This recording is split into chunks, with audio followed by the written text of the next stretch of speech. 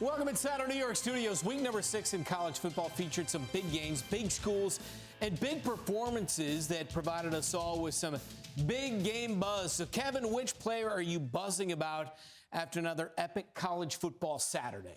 Carson Beck, Miami Hurricanes. Got to credit the offensive coordinator, Shannon Dawson, for the quick transition, because it seems like whatever Mario Cristobal did not have for Cam Ward last season in terms of the support along the line of scrimmage, he went out and got for Carson Beck. And Carson Beck, insert plug and play, better than 74%, 4 touchdowns, 241 yards.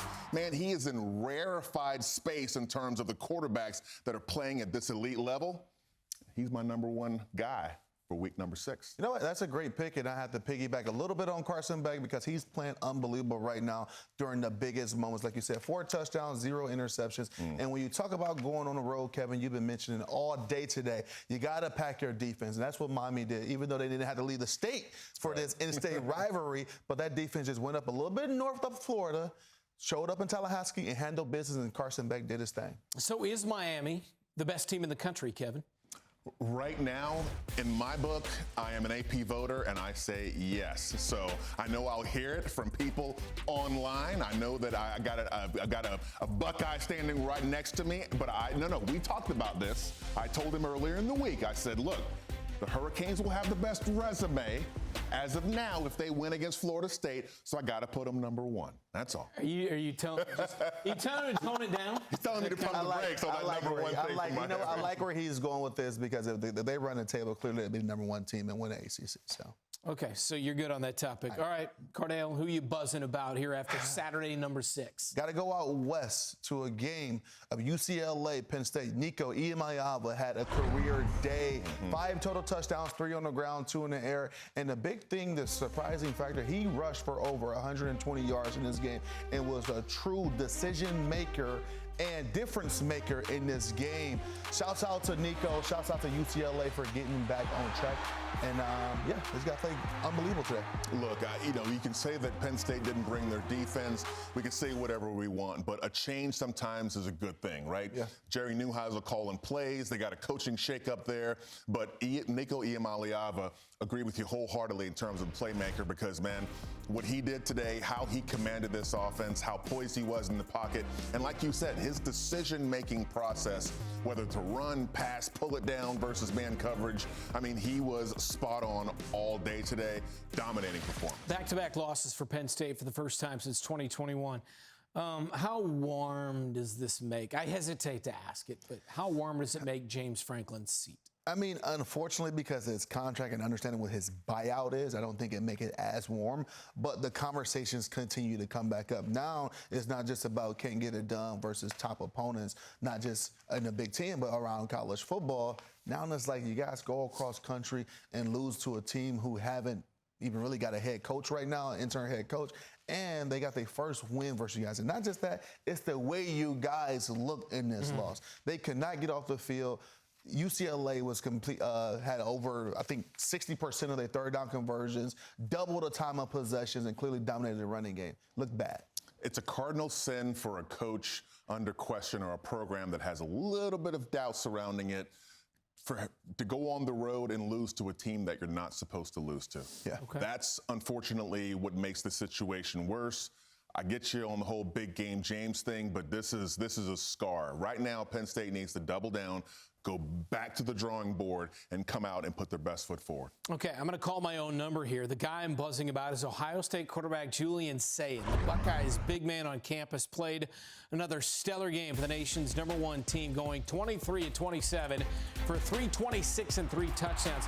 Yeah, he's got a lot of weapons on the outside, a great stable of running backs. I get that, but he's still got to make it all fit together and make it run like a well-oiled machine. He's doing just that with already more than 1,000 passing yards at nearly 80% in terms of completion percentage. That is awesome. The nation's best team is 5-0, and the only tight game was in week 1 when they beat then #1 Texas. And the biggest reason why they're having this success so far is because of the sophomore quarterback, Julian Sayin. You know what? He is just stellar right now. And I mean, you look at all the talent he has around him, you still got to do a good job of getting the ball to these guys. You go back to last week what Ryan Day said about Julian after they beat Washington, basically starting to trust him more because he's not just doing it in the film room and practices, it's translating to the game, completing close to 80%. Oh my God, 80% of his passes through 5 games is unbelievable playing in the Big Ten schedule. So kudos to this guy. Kudos to Julian Sayin for locking down his second Big Ten win and really just dishing the ball all over the field. You know, you look at a quarterback like Julian Sayin, and it's easy to credit the people around him, right? It's easy to say that you're in a system and you're playing with a lot of great players. You got a great offensive line. You got all these weapons, you know, Jeremiah Smith and Cardale Tate and all these people. But someone has to drive the Lamborghini, right? Yeah. Someone has to get into that Formula One car that's more sophisticated and can take turns at 200 miles an hour, and they got to actually drive it. That skill to navigate that ship, to make those decisions down in and down out, and get the ball to those weapons in space in real time. Man, Julian Sayin is on the short list of first-year quarterbacks that are balling at a level that is elite already. Yeah. So he's the Max Verstappen of college football. The Buckeyes. There you go. All right, the Crew, final pick. They get to go next. Let's hear who they are buzzing on. Cade Klubnik. Okay, bit of a surprise. Nice. Cade Klubnik.